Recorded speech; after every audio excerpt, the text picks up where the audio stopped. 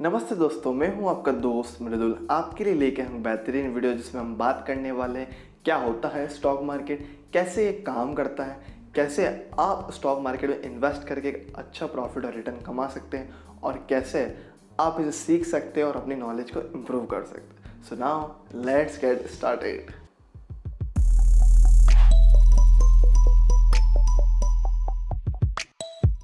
Suppose करो एक company है जिससे अपने बिजनेस को एक्सपांड करना है, अपने बिजनेस को ग्रो करना है।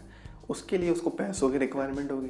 पैसा राइज करने के लिए उसके पास कई तरीके हैं। उसमें से एक तरीका है पब्लिक को ऑफर करना, यानी कि पब्लिक से पैसा उठाना और बदले में कुछ हिस्सा अपनी कंपनी का पब्लिक में बांट देना।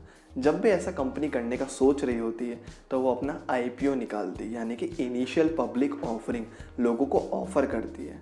उसमें सपोज करो आपने उस कंपनी में कुछ हिस्सा परचेज कर लिया, यानी कि जो हिस्सा है वो है शेयर, और कंपनी में आपकी हो गई है हिस्सेदारी, यानी कि आप बन चुके हैं उस कंपनी के शेयर होल्डर। इसे हम एग्जाम्पल से समझते हैं। सपोज करो एक टेलीकॉम कंपनी है जिसे चाहिए 10 लाख रुपए। अब वो कंपनी 100 रुपये के हिसाब से 10,000 शेयर इशू करती है।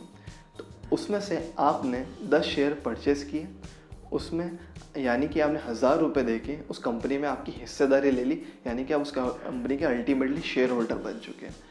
अब उस कंपनी की वैल्यू, यानी उस कंपनी की ग्रोथ होती है, यानी कि उस कंपनी की प्रॉफिट्स इंप्रूव होता है।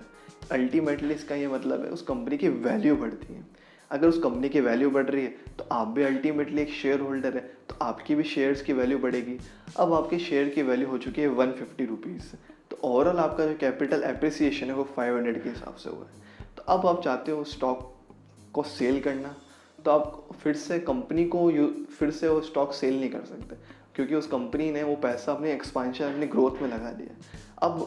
अब जो आप स्टॉक जो है वो सेल कर सकते हो स्टॉक मार्केट में, यानी कि स्टॉक एक्सचेंजेस में।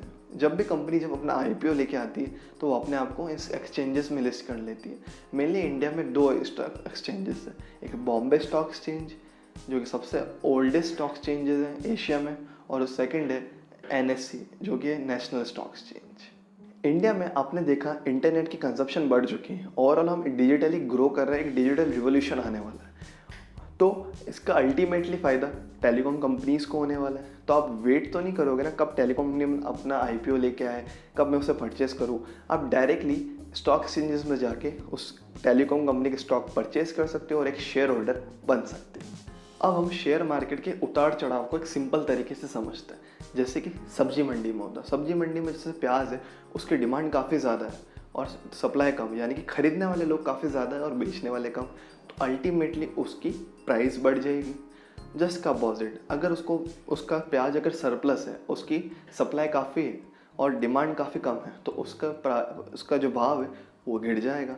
सिमिलरली ऐसा होता है स्टॉक मार्केट में। स्टॉक मार्केट में एक पर्टिकुलर स्टॉक को लोग काफ़ी इंटरेस्टेड है खरीदने में, यानी कि उसकी डिमांड काफ़ी हाई है और सप्लाई लिमिटेड, तो स्टॉक का भाव बढ़ जाएगा। जस्ट का अपोजिट, अगर लोग उसको बेचने में ज़्यादा इंटरेस्टेड है, यानी कि उसकी सप्लाई काफ़ी ज़्यादा है और डिमांड लिमिटेड, तो उसका भाव गिर जाएगा। इस उतार चढ़ाव से काफ़ी लोग फ़ायदा उठाते हैं, काफ़ी लोग पैसा कमाते हैं।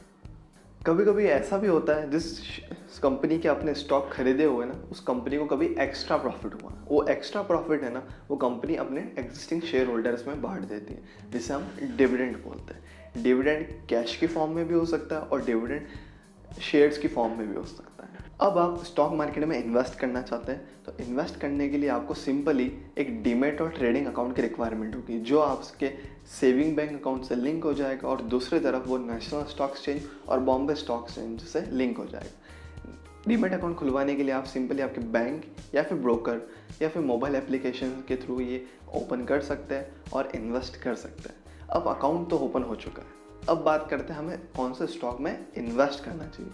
हमें वो स्टॉक में इन्वेस्ट करना चाहिए जो अपने सेक्टर का, अपने फील्ड का नंबर 1 हो या फिर लीडर हो। अब ये कैसा पता चलेगा हमें वो नंबर 1 है, लीडर हो? अब ये हम समझते हैं कि एक एग्जाम्पल से। सपोज करो आपको स्पोर्ट्स शूज़ परचेज करने, तो आप कौन से ब्रांड को प्रीफर करोगे? या आप रिबॉक को प्रीफर करोगे या फिर नाइकी को प्रेफर करोगे? यानी कि वो अपने सेक्टर के नंबर 1 लीडर्स हैं। दूसरा, वो प्राइस वाइज काफ़ी कॉस्टली है, तो हमें ये देखना है जो स्टॉक में आप इन्वेस्ट कर रहे हो वो नंबर 1 है।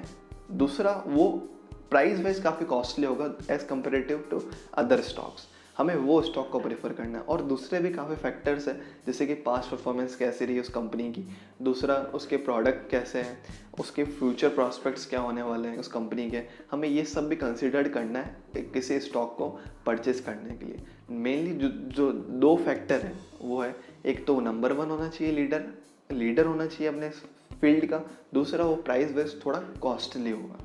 स्टॉक मार्केट में इन्वेस्ट करने से पहले आपको किन किन बातों का ध्यान रखना है, आइए हम वो समझते हैं। सबसे पहले स्टॉक मार्केट में आपको वो पैसा इन्वेस्ट करना है जो आपके लिए सरप्लस हो, जिस पे आप रिस्क ले सको, आपकी रिस्क टेकिंग कैपेसिटी पे डिपेंड करता है। सपोज करो आपकी एज काफ़ी ज़्यादा है तो आपकी रिस्क टेकिंग कैपेसिटी कम है, तो आप कम से कम रिस्क प्रिफर करोगे, तो आप FDs और RDs में इन्वेस्ट करोगे। सेकेंडली, अगर आप यंग हो तो आपकी रिस्क टेकिंग कैपेसिटी है तो आप स्टॉक्स में, म्यूचुअल फंड्स में इन्वेस्ट कर सकते हो और एक अच्छा रिटर्न कमा सकते हो। तो आपको कैलकुलेटेड रिस्क लेना है, आपको हर चीज़ को सोच समझ के इन्वेस्ट करना है, कैलकुलेटेड रिस्क लेना है। सेकेंड इंपॉर्टेंट थिंग ये है कि आपको कम से कम क्वांटिटी में इन्वेस्ट करना है आपको, ताकि अगर आप स्टॉक में कम से कम क्वांटिटी में इन्वेस्ट कर रहे हो स्टॉक मार्केट में, तो आपको मिनिमम लॉसेस होंगे, कम से कम लॉसेस होंगे। जब आपको लॉसेस होंगे तो कम से कम तो आप सीखने पे ध्यान दोगे, अब हर चीज़ के बाद अवेयर होगे, स्टॉक मार्केट कैसे काम करता है आप वो सीखोगे, आप न्यूज़ में क्या चल रहा है वो देखोगे, आप इकोनॉमी में क्या वर्क कर रहा है वो देखोगे, आप गवर्नमेंट के फंक्शंस देखोगे, बिजनेस कैसे वर्क करते हैं आप वो चीज़ सीखोगे। अब अपने आप को अवेयर करोगे, एजुकेट करोगे, तो सबसे इंपॉर्टेंट चीज़ यही है। तो अब अपने आप को अवेयर करोगे, अपडेट करोगे अपने आप को, तो इसलिए आपको कम से कम क्वांटिटी में इन्वेस्ट करना चाहिए ताकि आपको कम से कम लॉसेस हो और आपकी नॉलेज भी इम्प्रूव हो। थर्ड इंपॉर्टेंट थिंग, सबसे इम्पॉर्टेंट थिंग है जो है लर्निंग देन अर्निंग, यानी कि आपको सीखने पे ध्यान देना है। अगर आप सीख गए इस चीज़ को किस तरह से किया जाता है तो एक अच्छी अर्निंग भी कर सकते हो, यानी कि लर्निंग आएगी तो अर्निंग अपने आप आ जाएगी।